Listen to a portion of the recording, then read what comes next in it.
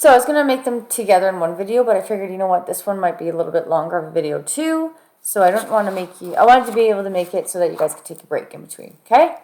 So before I jump into types of chemical reactions, these are all chemical reactions, right? These are all, taking compounds or elements or in like solids and liquids and gases, putting them together and seeing what you create, not seeing them, sure, like everything's got a reason of what they create, but you can see that they all look different, okay? They can all be categorized as a different type of chemical reaction, okay? So I'm going to teach you how to look at these and identify the different types of chemical reactions, okay?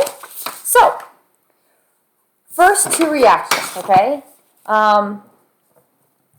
It's kind of like they work together opposingly, like your tricep and your bicep. Your one pulls and then the other one pulls, and to balance each other out. Same with this stuff. Okay, so looking at the types of reactions, we're going to start with our synthesis reaction. Okay, this is type 1. This is the very simplest type of chemical reaction.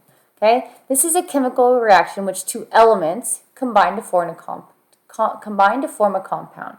So you're starting with two elements, just elements, and it's just adding them together to get one product. Okay, so it's 1 plus 1 equals 2. That's it, right? So here are examples of different synthesis reactions. So synthesis is just adding them together. So your magnesium plus oxygen is magnesium oxide. Sodium plus chlorine equals sodium chloride. Okay? So it's very simple, very straightforward. You have an element plus an element, you get one product. Decomposition, all right? Decomposition. Think of the word in that, decomposition. Decompose. Decompose means what? It means to break down, okay? So a chemical reaction in which one compound is broken into two or more elements and are simpler compounds. So up here we had an element plus an element gave you one compound. Decomposition is just this in reverse. We're starting with the compound, we're breaking it down into its smaller parts, which is an element plus an element, okay? So now we have our AB broken down into an A plus B, okay? So here we have mercury oxide broken down into mercury and oxygen. We have water broken down into hydrogen gas, oxygen gas, okay? So that's it. So we're starting with one reactant. That's how you see decomposition reaction, is you're starting with one reactant. It's broken down into two products, okay? One reactant, two products. Okay, pretty straightforward. These ones are getting a little bit more complicated, but not too much. So we're looking at single displacement. So this is still, we have one element, reacts with an ionic compound, okay? Ionic compound is your metal and your nonmetal, all right? Brought together because there was an attraction, because they have charges, right? Positive and negative charges. So during this reaction, the element becomes part of the ionic compound, while one of the elements in the compound becomes an element by itself, okay? So we have a compound plus an element, where this element kicks the element out, combines as a compound, and then the element by itself. Now, I'm going to say, in most cases, it's a compound plus a metal, okay?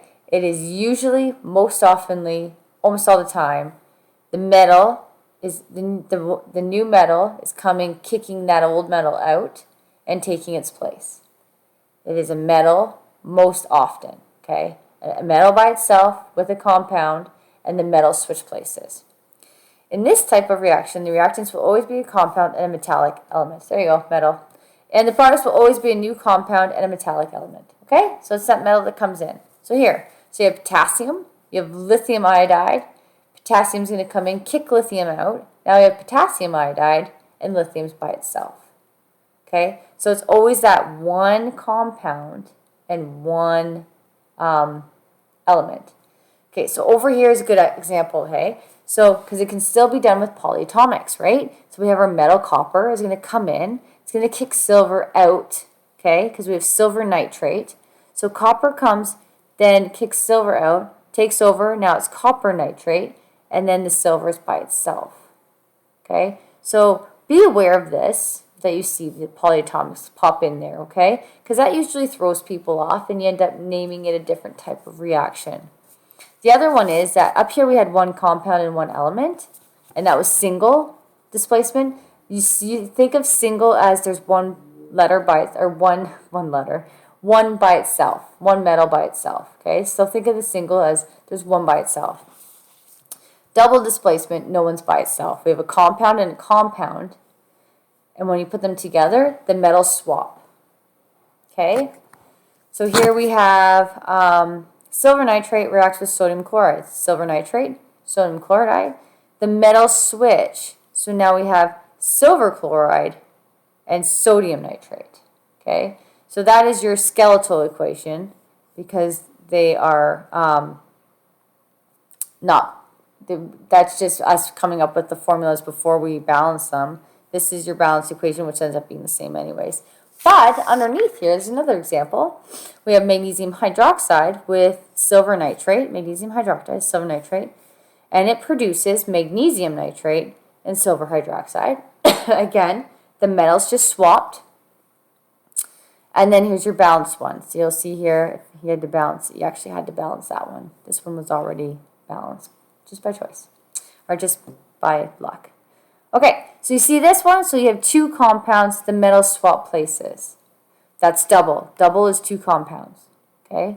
Single is when there's a compound and an element by itself, okay? Last two reactions, okay? We're going to get into talking about both of this stuff, both of these more, okay? So, combustion. We're going to talk about combustion more on Tuesday, okay?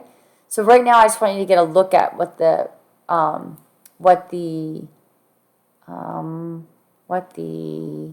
reaction looks like, but on Tuesday we're going to look at it more, okay? So for this one, combustion is a compound or element rapidly combines with oxygen, gas producing a large amount of heat and light, okay? So like fire, right? It's kind of like it blows up, right? You always need to have a source, your hydrocarbon, but anytime you see in the reaction where it's plus oxygen, okay, always look to see, does it produce carbon dioxide? If there's oxygen in the reactants and carbon dioxide in the products, it's combustion. So we have our hydrocarbon, which we're going to talk about, which pretty much is straightforward, hydrogen and carbon. But just so you know, the subscripts here can be a variety of different subscripts. Okay, there's a lot of different hydrocarbons. Methane here is an example, but there's a variety of different ones. But they always have the carbon and the hydrogen, but the subscripts, the amount of each changes. So this is a compound that's made of only carbon and hydrogen. The formula for hydrocarbon is you get your CXHY, where X and Y represent the number of atoms. So methane is CH4 and is the simplest of hydrocarbons. There are many different compounds composed of only carbon and hydrogen, and they always produce carbon dioxide and water. So that should be your tell for when it's a combustion reaction. Okay? Because some people will look at it and they'll just look at this part first when they're looking at it, and they'll say, oh, it's a single displacement, or it can be displacement or replacement. You'll hear the phrase both. I always say displacement. They'll say it's a single displacement because they see the single element by itself. But that's not the case. Make sure you take note of that. If you ever see it where it's single and it's an oxygen, look to see what your products are. Okay, look to see if it's water and carbon dioxide, and then you'll know, oh, wait a second, that's combustion. Okay? So examples of combustion, you have your hydrocarbons here, you have oxygen, it's created carbon dioxide and water. Okay? So, combustible. Now the other one, and some people get these ones confused, and that is only because in a combustion and a neutralization reaction, they both have water as a product, okay? But in this case, you're not going to see a lot of these ones today because we're going to talk about we have a little mini unit on Wednesday, which is acids and bases, and it might make more sense on that day. Okay? But I'm going to go over it. Okay? So, neutralization reactions. A reaction between an acid and a base to produce a salt and water. Okay? Remember, salt is your metal ionic compound. Okay? Sorry. That's what a salt, when they talk about salt, that's your ionic compounds, your metal and non-metal, okay? And the products of this reaction become neutral, which is 7 on the pH scale. This is all new. You won't know what this means yet, but it means it's neutral, which is why you end up with water, okay? So what you should know, so acids and bases. So acids have pH scale is power of hydrogens, so it's all about how many hydrogens they each have, okay? So the hydrogens from the acid, you got one here, and your hydrogen and oxygen from the base will come together and create the water, and then that's whatever's left over, that that metal and non-metal will come together to create your ionic compound, okay? How do you know it's a neutralization reaction? How can you possibly tell if it's neutralization, which is also a double displacement, and some people might say it's just double displacement? How can you tell? Okay, because we haven't done the acids and bases unit yet, so how do you know what an acid or base? Okay, when you have a hydrogen in the beginning, okay, that is your acid. When you have a hydroxide, that is your base. Okay, those two will come together, those three, that hydrogen from the acid, that hydrogen and oxygen from the base, and that creates your water. Anytime you get this double displacement look where there's water on the other side before Wednesday, because you won't really be able to distinguish between the acids and bases with everything else, when you get that water on the other side, and this is not carbon dioxide, it's neutralization, okay? But one thing to look for is most bases will be hydroxide. Most acids will have the hydrogen in the front. So if you see this hydrogen and then this hydroxide, okay, and you see the water, you know it's neutralization because it's the hydrogen from the acid that comes together with the hydroxide from the base that creates that water. Okay? Okay, so I know this one might be the toughest one because we haven't really talked about acids and bases, but we will, but it's a neutralization reaction because it's neutralizing it to make it water. An example that where this is used, some adults, their stomach has this, everyone's stomach has like a sphincter on it that holds the stomach acid in your stomach, okay? As you get older and you eat certain foods, sometimes that sphincter gets weakened and some of that stomach acid comes up into your esophagus. And you get like a burn, an indigestion burn, okay? To calm that burn for adults, they will have Tums. I'm trying to think there's some other ones. I'm sure there is other ones that they take to help with the stomach acid, with that acid reflux. Okay, that's what it is. So you have the acid reflux, which is actual acid, okay? Tums then are base. So the Tums will go down and they'll mix with that acid, and that base and that the hydrogen and the hydroxide will come together and it neutralizes it and creates water. So it takes that acid away, takes that burn away. So that's how Tums work, okay? They're a base that goes down to react with the acid and form water to neutralize it so you don't get that burn anymore, okay? That's what that is. But we'll talk more about that on Wednesday. We'll talk about more about acids and bases. But just wanted you to, I didn't want to wait till Wednesday to introduce it to you. I wanted you to get a see of it, like a feel of it now, kind of wrap your head around it. There has to be a hydrogen on its own within a compound and then a hydroxide, and then they come together to form your ionic compound and your water, and that would be your neutralization reaction, okay? Now, I did give you a practice sheet that I want you to do, and I'm not going to go over it. It is this one. Yep, it is this one. We'll do this. We'll do this, classify these reactions And then you can go off and practice doing it on your own, okay? So do those ones. So there's 2 here, okay? All right, I'm not gonna do them. I'm gonna take them up. So, and then those 3. So you do them, okay? So press pause, do those, come back, and we'll take them up. Okay, you're back. All right, great. Okay, so when you look here, what do you see? You see a compound and a compound, okay? I do see a hydroxide, so when I see hydroxide, I think, oh, is that neutralization? But there's no other hydrogen here for an acid, and there's no water and ionic, well, there's an ionic compound, but there's no water on this side, so it's not a neutralization. But it is a compound plus another compound, which react together to create 2 new compounds. So to me, okay, that's double displacement. I'm just going to do the DD. Okay? Next one, all right? So, we have a compound, or I guess you could say ammonia. So I guess you could say it's compound. It is because the polyatomic would have a charge there. So we have a compound here, okay? And we have another one here. When you look on the product side, they're all together, okay? And we know they're all together because there's no plus in between them, okay? So don't let that, so it looks big here and you think, oh, no, that's got to be 2 separate ones. No, it's not. It just happens to be 2 polyatomics together.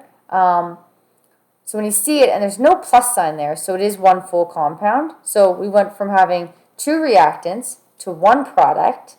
So that would be our synthesis. Okay, so 2 reactants to 1 product. We get synthesis. All right, and on to the back.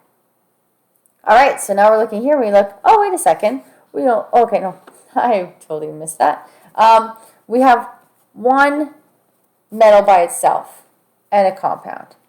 We look onto the other side and we have 1, that's not a metal, but still, we have 1 element by itself, okay, and a compound. So because we have these ones by themselves, that should tell you that it's a single displacement, okay? Great. Now, going down here, we have a compound, another compound, it's a big one because it's 2 polyatomics together, makes another compound, has 2 different compounds, all right? So looking at this one, you can see that 2 compounds creating 2 new compounds, double displacement again.